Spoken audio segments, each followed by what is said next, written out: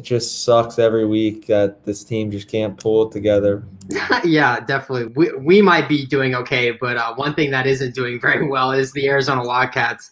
This team is just spiraling into the ground as we speak. Their loss this past week to UCLA was their 10th straight loss dating back to last season. And the status of this program is just, it's so much worse than just that losing streak, too. Like, players are opting out left and right. We saw, wide receiver Drew Dixon opt out of the rest of the season this past week to go along with all the other opt-outs. I think, Bobby Wolf, Mackenzie Barnes, Malik Hausman, those dudes are all gone. Like, they all opted out in the middle of the season. Like, and if that couldn't get any worse, Grant Gunnell got hurt too, and he's questionable for the rest of the year, questionable this week, and who knows if he'll even play. But we'll get into that later. But let's talk about this horrible losing streak for a little bit.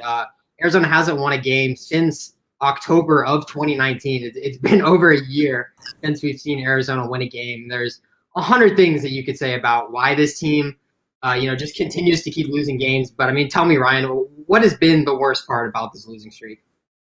Just the false hope that was given and put on all these Arizona Wildcat football fans when Kevin Sumlin came to Arizona.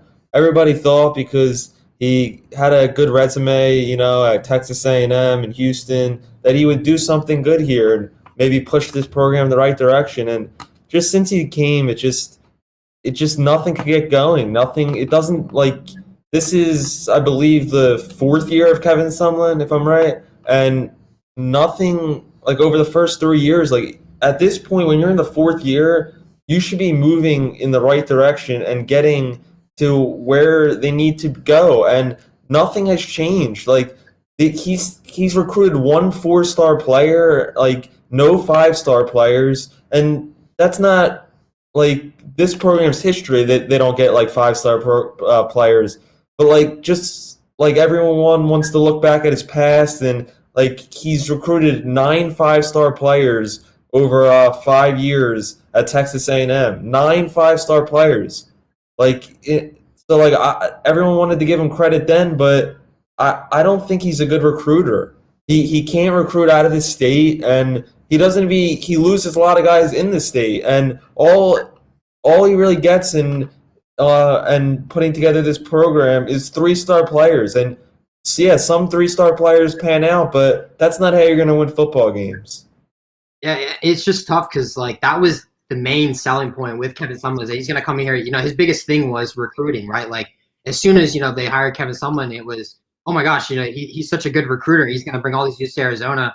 It just didn't happen. It just seems like every year it's a new excuse. First year it was, oh, we didn't have the guys we wanted, and second year is, oh, we had injuries, and we didn't have the coaching staff we wanted. Now it's year 3, it's time to go. There's no more excuses. It's just been really tough to see. But I've just got so many complaints about the development of this program. It's past this losing streak. This problem is so much more than the 10 games in a row. 9 of these 10 losses have been by double digits. It's not like these games are close. They're getting blown out.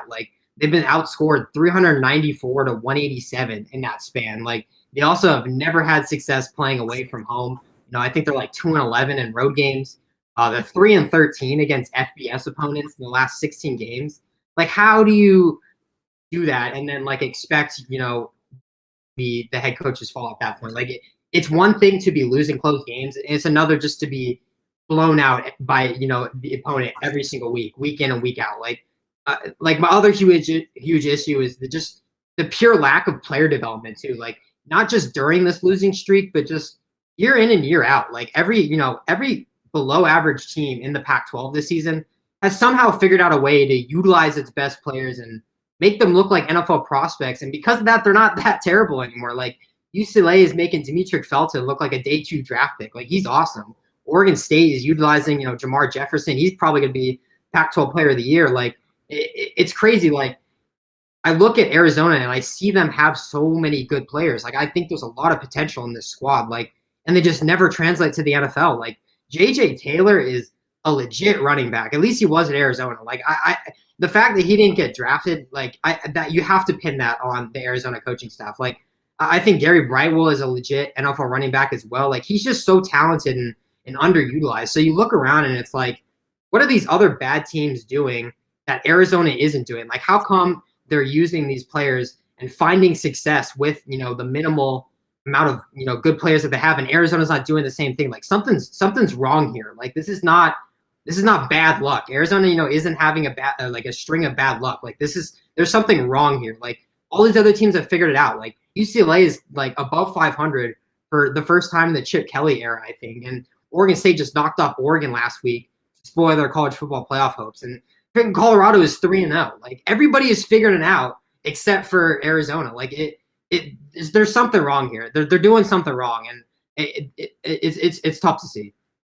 Yeah, I agree with everything you just said. We're on the same page. And from the start of the season, we didn't predict a lot from this season. We thought maybe 1-2 wins, but even now, 1-2 wins seems like an impossible feat that this team that can't overcome right now. This team could easily go 0-6. Yeah. Yeah, and every year, looking at like the records, by the way, I was wrong. This is Sumlin's third year, and every year. So the first year, 2018, they went 5-7. They were third in the Pac-12 South. Then 2019, last year, 4-8, and they were sixth in the Pac-12 South. And then this year, like not winning a game, obviously, like being last. Like every year, like it doesn't seem like they're building on anything, and they're not improving. And like that's the main like head scratcher when talking about this. And like I mean, everyone wants to talk about the money, and how much he's getting paid, still has years left, whatever, this and that. But like I've been saying the past few weeks is that at some point you got to push the money to the side and just realize like that he's not best for this job, and that you need to find what's right for this football team. Because as you said, like I agree, I love a lot of these players on this team. Like this offense is really good. Even the defense that people criticize, they have some good guys with potential there. So like it's just like, and it also doesn't seem like he has control in this locker room. I mean, as you mentioned, having multiple guys mid-season opt out, guys transfer before the season, like that doesn't look good on the coach, and there's no one else to pass that blame to right now. Yeah, that was actually my next point, is that, not only is this team losing, but like the branding and like the locker room culture doesn't seem to be improving either. Like we don't know exactly what's going on in the locker room, day in and day out, but like, so I think it'd be ignorant for us to sit here and say that, we know exactly what the atmosphere is like in that locker room. But whatever it is, like Arizona is doing a bad job of like portraying it, right? Like we saw Josh McCauley, say in his postgame, or excuse me, in the pregame press conferences this week, tongue twister there. He was talking about like how it was good that he's having all these players opt out, and it's the players that don't want to be here, and it's good for the team chemistry. And you had Kevin Sumlin dragging Drew Dixon across the ground, saying he played 70-something snaps and he didn't even know he was on the field. Like that's not something you say as a head coach. That like you don't say that. That sounds like something is like he's on his way out and he's just getting his money's worth in. Like you don't say that stuff. Like it's one thing to chew out a player, and it's another to go out in front of the media and just call him out,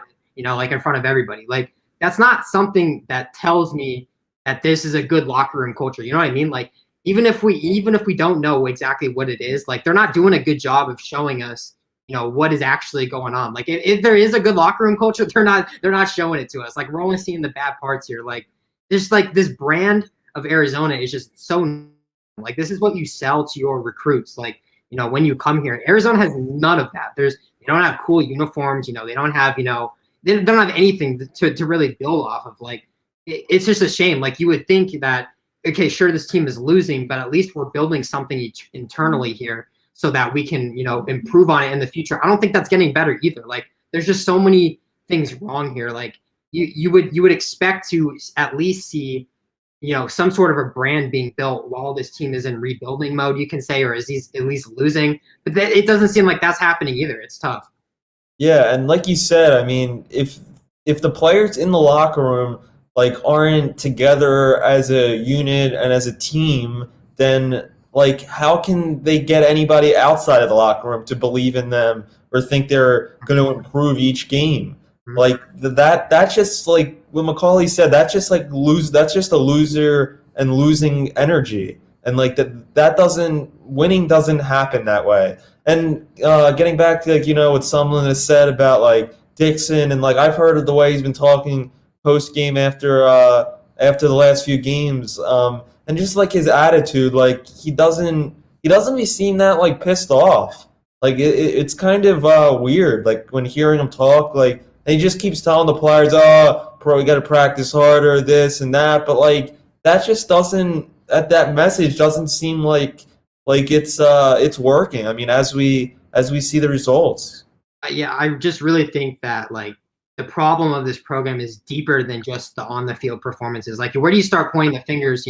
If you want to say it's the coaching staff, like you hear the excuses about oh we can't fire Kevin Sumlin because you have to buy out his contract and that's money that we don't have. Like, the school has billions of dollars in endowments. Like, you could figure that out if you really, really wanted to. Like, there's something like internally wrong here. It's not, just, oh, let's just get a new fresh recruiting class to come in here. Like, something like deeper is happening here. Like, I don't know if it's like, I think it's time for a coaching change, but it's just like when and, who is going to replace Kevin Sumlin. It's just so tough. Like, this team is just not in a good state right now. And the problem is so much deeper than just, this losing streak and, maybe these players just aren't good enough. It's so much more than that.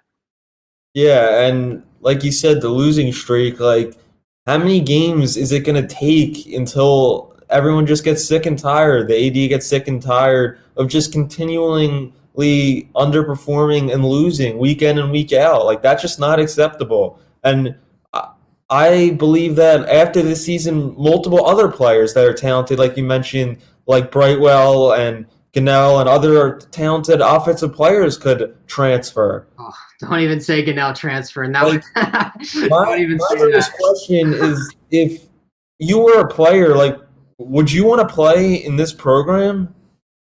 Like, I think the way that Grant Gunnell talks, it doesn't seem like he's one of the guys that would bail out on his team like that. But I get it. At some point you got to be selfish and think about your NFL career. Like, you're not getting, as many opportunities here at Arizona. If some SEC team comes knocking at the door, like, you have to give it that consideration, right? Like, I don't see Gunnell as being one of those guys to just kind of walk out. But like, seriously, like that's not something we should be taking for granted. Like, Gunnell could easily play for a better team. Like, he's a great quarterback. Yeah, and as you said, NFL host, as in J.J. Taylor last year was one of the best running backs at Arizona over the last few seasons, and he didn't even get drafted, as we know. And it's just unfortunate. When you see those results, it's just it doesn't make somebody that has NFL potential like I think Grant Gunnell has, and I do think he will be in the NFL if he is in a better situation. Then like being here just doesn't seem like it's working, obviously. Yeah, well, why don't we stay on the topic of Grant Gunnell? As we alluded to earlier, the gigantic